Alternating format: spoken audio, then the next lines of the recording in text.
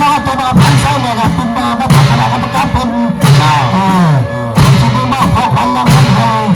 อันนี้ก็สามัคคีกันเป็นเลย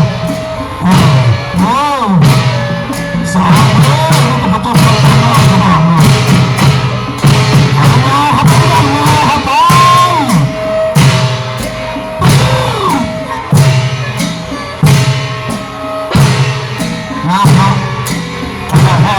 หลายคนเนี่ยเป็นจะว่ามันต้องน้องคนนั้นคนนั้นใหญ่นะมากเลยนะลูกนี่จะพูดจบไปว่านี่จะไม่ว่าขบวนการนี้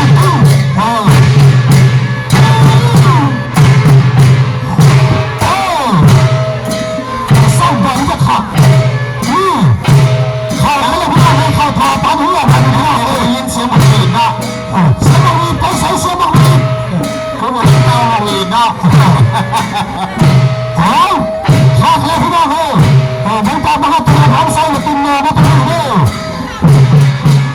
วิ่งมันก็วิ่งเลยวิ่งเลยจะเข้าสู่คอนั่นน่ะเสียงมาวีนั่นน่ะ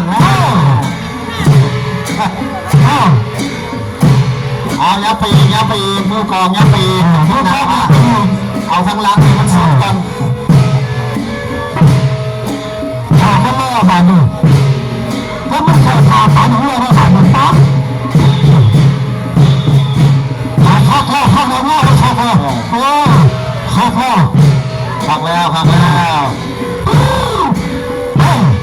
ข้าแล้วพุ่งโลบันในเป็นนามาเพื่อบันในเด้อพุ่งมามาทั้งนู้นเลยบันในเด้อเป็นนามาทั้งนู้นเลยพุ่งมามาทั้งพร้อมเส้นบันในเด้ออย่าพาอะไรเด้อต้องเด้อย่อแล้วสัญญาว่าพ่อไปเลยต้องกองเด้อพ่อไปเท่านี้มาแล้วย่อแล้วจะเข้าเคลื่อนมีจะบริถักมีข้อมด้วยมีข้อมด้วยมันม้วนแห้งหน่อยจนมุ้งฟักการเมื่อรู้จักอันนี้ยิ้มเลยยิ้มเลยจังหวะเนาะเจ้าไม่เอาภาพเราเนี่ยเขาจะนะจะคลายผ้าเราเลยเด้อภาพงามที่สุดเลยเนี่ยหาได้ยากเลยเนี่ยจ้าเอายองเนี่ยเด้อยองเขาต้มมาสนายนะมือยองเขาเรื่อย